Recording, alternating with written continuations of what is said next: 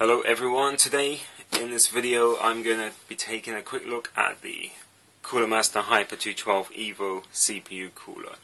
This is an extremely popular cooler, mainly because it cools quite well and the price is fairly reasonable. So it represents good value, and unless you have a big budget, if your budget is constrained, but you do need aftermarket cooling, for example, if you're overclocking, then this is a popular choice and it's one that's worth considering. So today I'm just going to, talk you through the product quickly and see. You can have a close look to see what it looks like before you buy it. Maybe this video will help you decide if this is for you or not. So it's boxed well. You pick up the box, you sort of feel the texture of the packaging, and it actually does feel like a good product. It doesn't feel like a cheap, low-end product, so that's a good start. Now this cooler has 4 heat pipes, and it comes with a fan, a Cooler Master fan, and it fits various different sockets, including the ever-popular LGA1155. So let's take a look inside.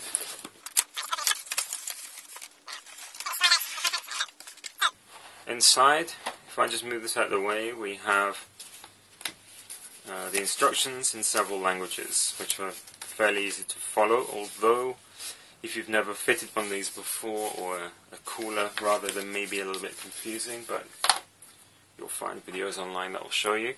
This is the back plate that is attached in place behind the motherboard. Because these are quite heavy, these coolers, the motherboard generally needs extra support.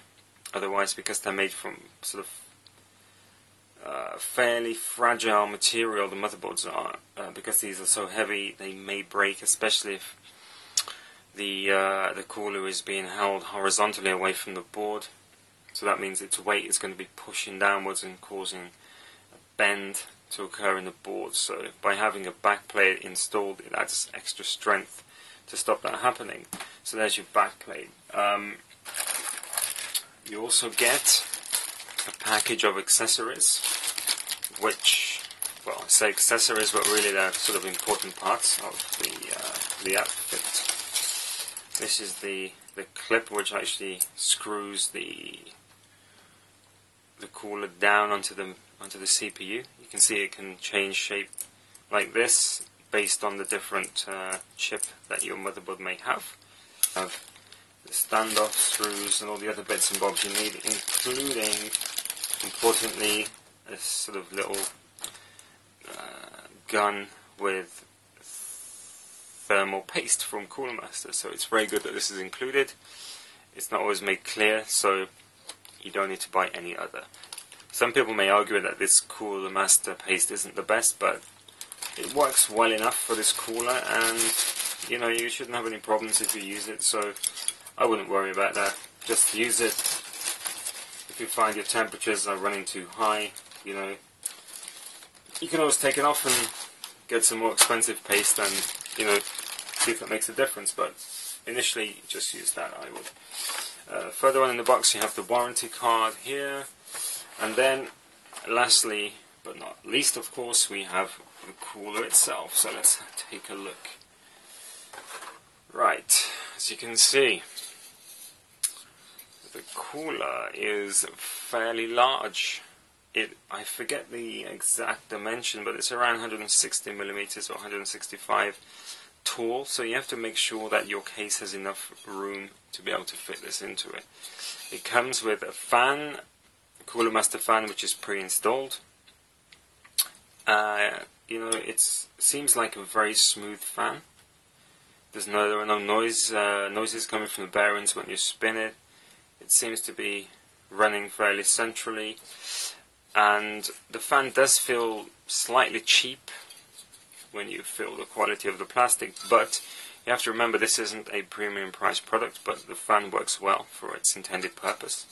To remove it, you just simply take off the clips here, and there are 2 clips here, so they basically just clip into the grooves that go down the side. It can be positioned on this side or this side, and that's the actual cooler itself. Now it's got 4 copper heat pipes which take the heat away from the CPU up through to the top right here. Now, the heat spreaders are all made from aluminium, and as such they're quite fragile. Now, when I initially took this out of the box, some of the individual plates were actually bent, but because aluminium is so soft, it's just quite an easy task just to sort of straighten them up using your nail, so that's not an issue. However, they were bent out of the box, and when I received it, you know, the outer casing was fine, so I guess this must have happened in the factory. So, you know, quality control obviously didn't find that, but as I say, it's not an issue because you can just simply bend them back into place. There is a protective piece of plastic on the bottom, which you do need to remove before you install it. Now, as I said, the fan, if you take a look on this side, has the Cooler Master logo. It's a 12 volt fan, and it has quite importantly I think, a 4-pin connector, which means that most motherboards will be able to control the speed of the fan. Some of these fans come up with only, well, not with this particular cooler, but with other coolers only have the 3-pin fan, which doesn't afford as much control over the speed.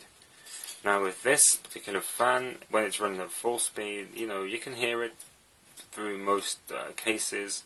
However, unless you're overclocking, you should be able to get away with turning the speed down to a fairly, you know, low speed to enable you to reduce the noise of the fan if noise from the computer is an issue for you, which it is for me. So I use this and I run it at a very low speed, and it's fine. I don't overclock, so that's the reason. If you do overclock, you probably will need to run it at a faster speed. There we go, that's an overview of the cooler. It's good, it's well reviewed, it's cheap, it's fairly well made. So for the money, I really think you can't go wrong. So there you go, that's the Cooler Master 212 Evo.